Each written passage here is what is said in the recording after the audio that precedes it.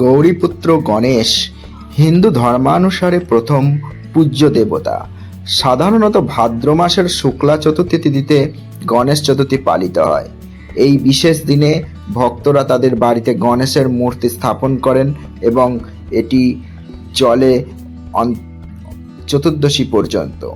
গণেশ চতুর্থী উৎসবটি গণেশের জন্মতিথি হিসাবে পালিত হয়। মনে করা হয় এই দিনে গণেশ তার ভক্তদের পৃথিবীতে আসেন এবং তাদের সমস্ত বাধা বিপত্তি দূর করে সুখ সমৃদ্ধি এবং সৌভাগ্য প্রদান করেন। এই গণেশ চতুর্থী উৎসবের প্রধান তাৎপর্য হল গণেশের আশীর্বাদ লাভ করে জীবনের সকল কাজে সাফল্য অর্জন করা। গণেশ চতুর্থীর দিন গণেশ পূজার জন্য কয়েকটি বিশেষ নিয়ম রয়েছে, যা পালন করলে অত্যন্ত শুভ ফল পাওয়া যায়। ভাদ্র মাসের চতুর্থী তিথিতে এই পূজা শুরু হয়। এই তিথির শুভ মুহূর্তেই গণেশ মূর্তি স্থাপন করা উচিত।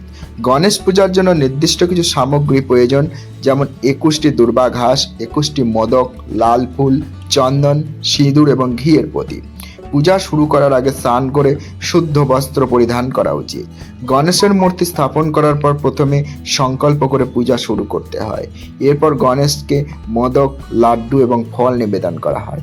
পূজা চলাকালীন গণেশ মন্ত্র জপ করা খুবই শুভ। জ্যোতিষশাস্ত্রে এই গণেশ চতুর্থীর দিনটিকে অত্যন্ত গুরুত্বপূর্ণ বলে মনে করা হয়। এই দিনে গ্রহের অবস্থান এবং রাশিচক্রের উপর গণেশের আশীর্বাদ বিশেষ প্রভাব ফেলে।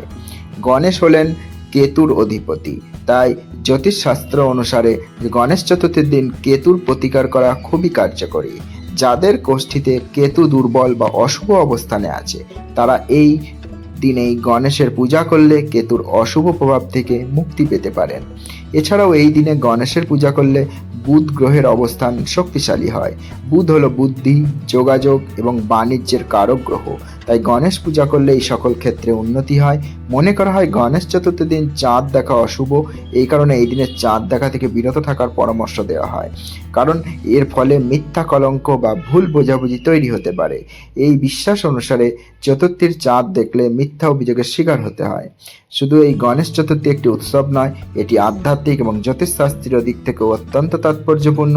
তাই আজ গণেশ চতুর্থীর দিনে গণেশের পূজা করে আমরা কেবল জীবনের বাধাই দূর করব না, আমাদের রাশি চক্রে গ্রহের অবস্থানকেও অশুভত্ব দূর করে শুভত্ব অবস্থানে ফিরিয়ে আনার চেষ্টা করব।